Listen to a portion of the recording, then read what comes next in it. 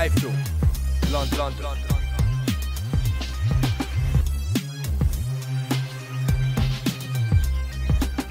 iFILM, London. This is Kugan Cassius for iFILM London. We're at the Amir Khan and Lamont Peterson Part 2 press conference here in London.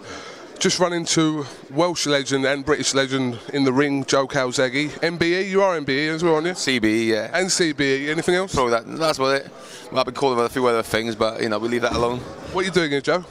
Yeah, just coming along. I live just up the road, so basically I found out the press conference was here. So yeah, of course, nice to pop in and say hello to Amir and to come in and check out the press conference.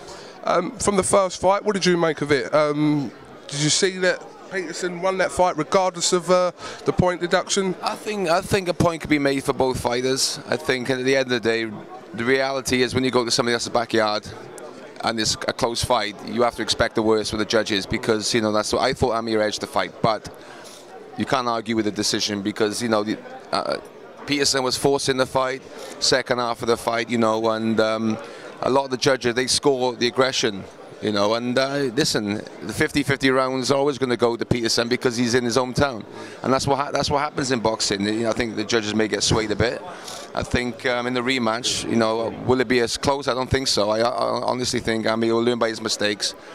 I think he will use his speed and his movement a bit more and not get on the ropes and get tangled into a fight. And I think I can see him winning, possibly by stoppage, actually, yeah. I think he can actually stop Peterson in the rematch. Do you think the Khan camp slightly underestimated Lamont Peterson in the first fight? It's difficult to say. I can't really... He was going into it as a massive underdog, wasn't he, Peterson? He was a massive underdog, and to be honest, to go to the other guy's backyard, you expect 100% you're going to win the fight. So I think Peterson fought out with skin. I honestly think that people didn't expect him to put up such a great fight, especially after going on the floor in the first round. I thought it was going to be over in 3 rounds, personally. But he came back, he fought, and you got to give him credit where credit's due. He fought an excellent fight, and he made it close. He made it close, but I think we've seen the best of Peterson. I think you know what he's going to do. He's going to do the same again. He's trying to be aggressive, trying to force it back, and it's up to Amir to learn by his mistakes and use his speed and his boxing ability to sort of take Peterson apart. So you don't think Peterson's got another gear he could go up, he can move up to?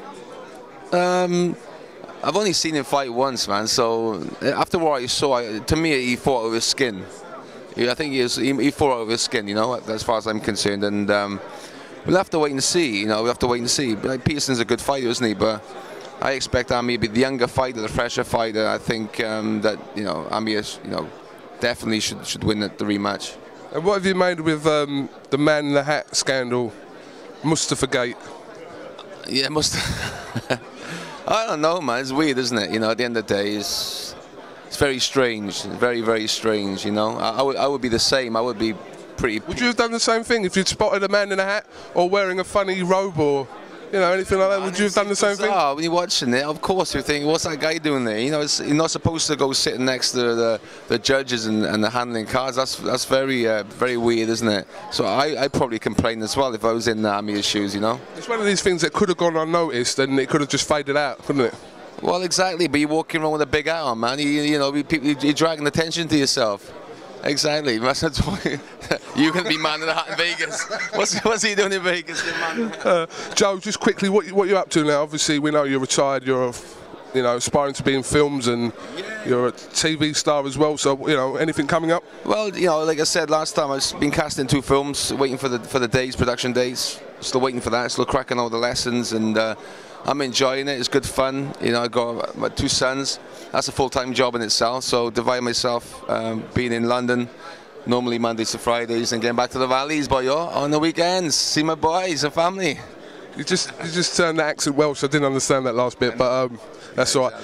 Joe, thank you very much for talking to iFILM London. Do you want to go and get a bit of fresh air now, you just said, and we hope it's an interesting press conference. Thank you, man. All the best. Nice one, Joe. Kugan Cassius, Kugan Cassius with Joe Calzaghe here for iFILM London. Thank you very much.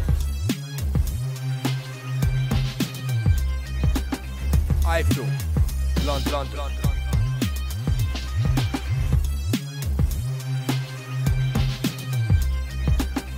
iFILM, London.